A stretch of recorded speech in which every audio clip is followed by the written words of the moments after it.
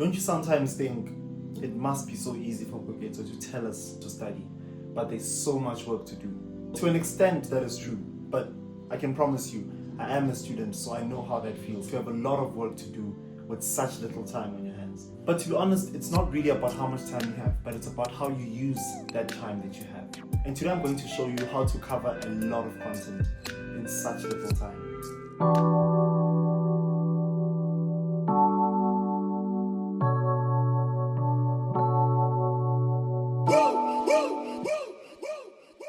We have all been there, looking at how much work there is to do and simply getting paralyzed by the thought of having to cover it all in such a little amount of time that we have.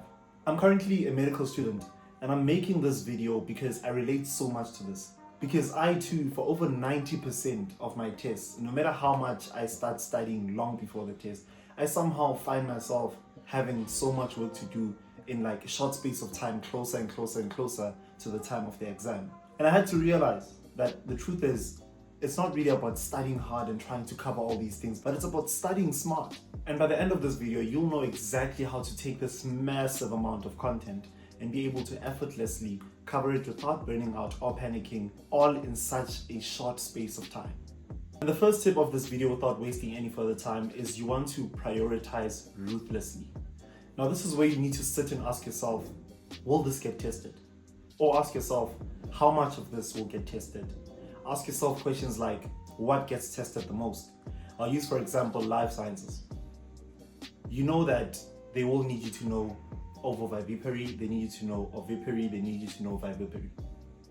And then anything that is not within the scope of what you've been told that you're supposed to know, maybe by the exam guideline, you don't need to know it, especially you who's under pressure that I have to cover all this amount of content in such little time. There is no time to be wasting your time studying or covering things that either don't have high yield, they don't get asked for like a massive amount of marks, or they literally don't get asked at all. There will be things that your teachers will be saying, hey, this is not testable, but just for interest's sake. Yo, forget about interest's sake, man, because we're under pressure. So everything that you study, make sure that's a high yield topic. You know that, okay, in the exam, this topic gets tested for this many marks, this one gets tested for this many marks. Then you know that you need to prioritize. If you're doing pure maths, you know you can't go into that exam saying, I do not know Euclidean geometry. Otherwise, at least know something about it. You can forget something like financial maths. You know, out of that 150, it's definitely around 10 marks. It's 10 marks out of 150. Then you're writing a paper out of 140. But you can't forget how to solve for X, because that entire topic is like 24 marks or something like that. So look at these high yield topics and prioritize which ones you're going to do mostly before you go for which ones. Now the next thing you want to do is you want to break it down. Break down your work into small chunks.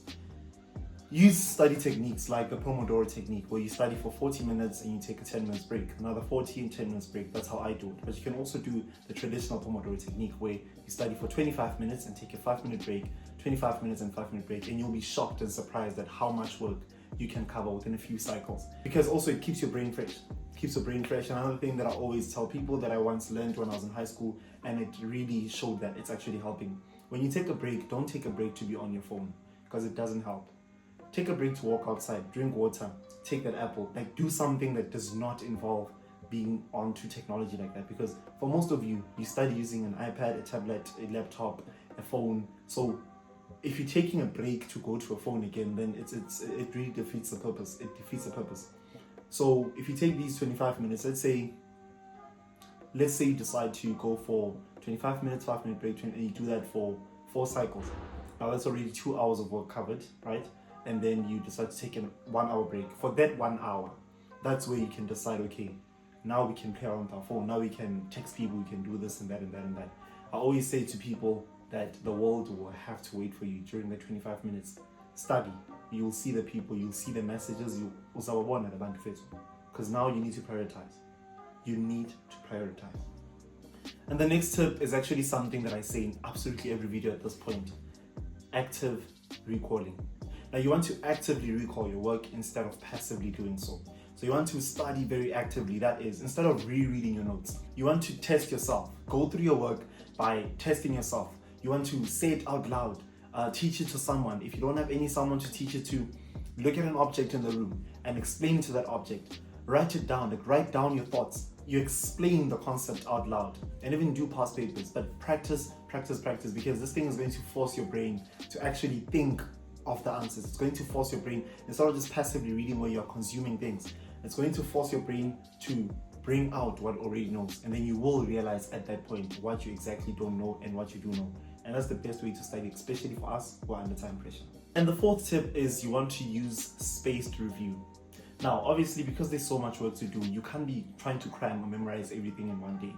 You break it into small chunks, as I've already said in the previous step, and you want to revisit the work in intervals. So perhaps you can study one massive topic on Monday, and then you come back on Wednesday and you, like the previous point, actively recall it, right? So now you try to see what you remember. You can either study it or you can just open a book. Okay, we get to remember.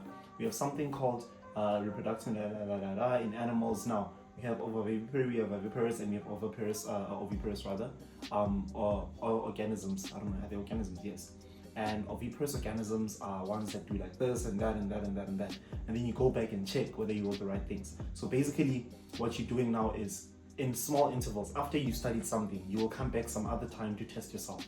And you do the same thing about another topic, because even visiting the piece of work for 10 minutes every day is going to help you a massive lot once you get to the exam, because repetition is key.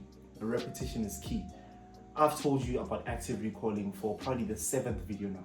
And if you've watched all 7 videos, if someone is going to ask you, show me how do I study for this, active recalling is one of the things you're going to say. And the reason why is because KOKETSO has been saying it. So the repetition is the one that does the most work in this case. The 5th tip is you want to make it stick with shortcuts. Now what I mean by that is use things like diagrams, use mnemonics, use tables, right? Now first of all, mnemonics.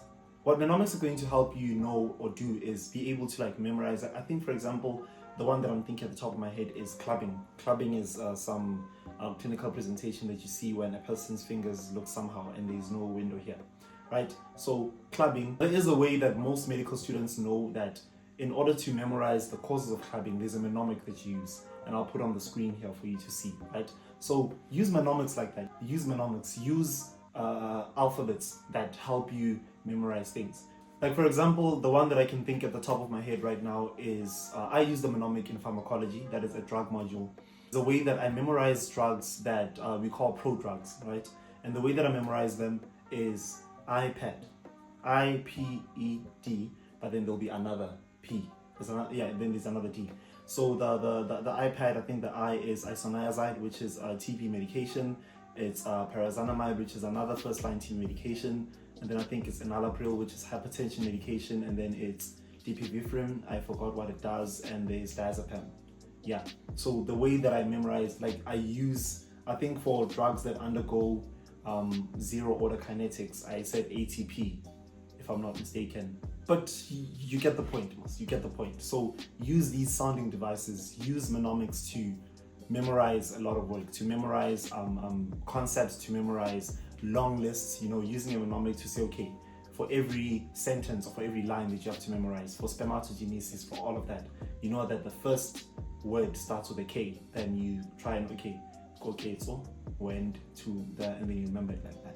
Now, the key takeaway of this video is I want you to know that it's not about how much time you spend studying, but it's about how effective that studying is. It's about how smart you study that content, because it doesn't help to study 10 hours, but you remember only 1 hour of that entire 10-hour studying period. So that's all you want to do. You want to prioritize, actively recall your work, break it down, and revisit your work very, very, very frequently. And you'll be amazed at how much work you're going to cover in such little time.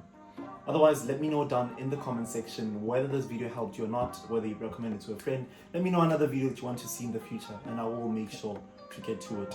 But until then, don't forget to like, comment, and subscribe. This has been KOKETSO, and stay happy and healthy, peace.